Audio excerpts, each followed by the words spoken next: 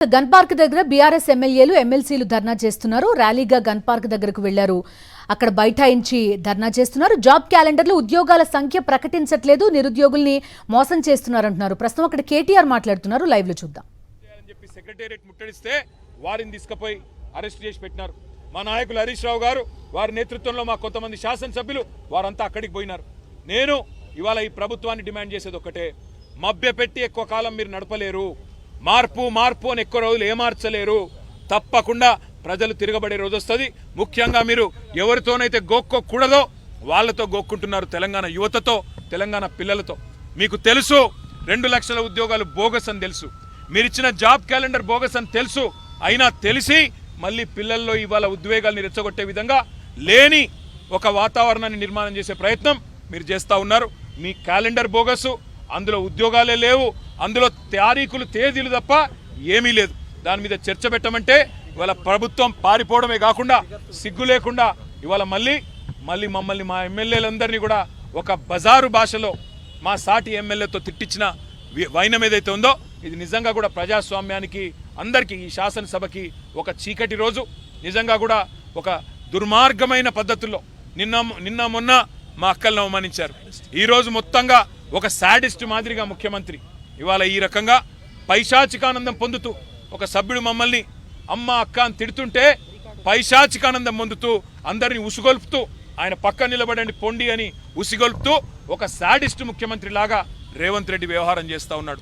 తెలంగాణ యువత తప్పకుండా రేవంత్ రెడ్డికి తగు రీతిలో సమాధానం చెప్తుంది. దాని టైం కూడా వస్తుంది. ఎక్కువ కాలం ఈ డ్రామా నడవదని హెచ్చరిస్తూ ఈ 5-6 రోజుల శాసనసభ సమావేశాల్లో గవర్నమెంట్ తేలిపోయింది. గవర్నమెంట్లో విషయం లేదు, కేవలం ఊదరగొట్టే ఊకదంపుడు ఉపన్యాసాలు తప్ప ఏమీ లేదని తేలిపోయింది. కాబట్టే ఈ బజారు భాషతో మమ్మల్ని రెచ్చగొట్టి మంచిగా మాట్లాడుతుంటే కావాలని ఉసిగొల్పి ఇవాళ ప్రజల దృష్టి మరల్చే ఒక చీప్ టాక్టిక్స్. ఈయన చీఫ్ మినిస్టర్ కాదు, చీఫ్ మినిస్టర్.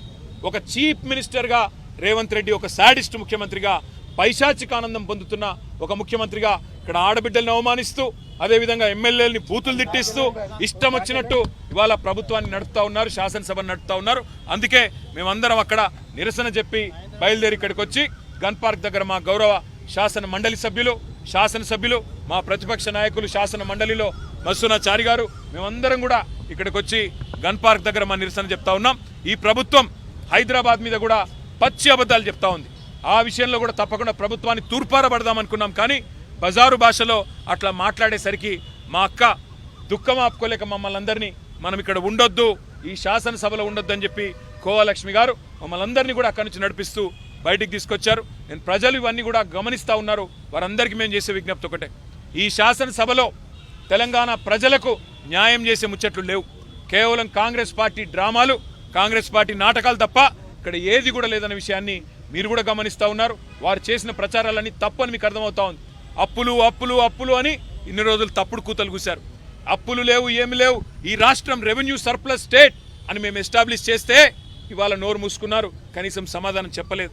ఎన్నో విషయాల్లో దానిని డైవర్ట్ చేయడానికే ఇవాళ మా అక్కల మీద నోరు పారేసుకొని కావాలని ప్రజల దృష్టి మరల్చే ఒక చిల్లర ప్రయత్నం చేస్తున్నాడు ఈ చిల్లర ముఖ్యమంత్రి.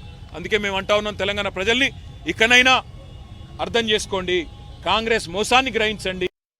6 గ్యారంటీలు అన్నారు, 6 గ్యారంటీలు 100 రోజుల్లో అమలు చేస్తామన్నారు. అతి లేదు, గతి లేదు. అదేవిధంగా మొదటి సంవత్సరంలో 2 లక్షల ఉద్యోగాలు అన్నారు. అతి లేదు, గతి లేదు. అందుకే నిరసనగా ఇక్కడ వచ్చి కూర్చున్నాం. సహకరించిన పాత్రికేయ మిత్రులకు కూడా మా అందరి తరఫున కూడా ధన్యవాదాలు తెలియజేస్తా ఉన్నాం. జై తెలంగాణ. Job calendar bogus.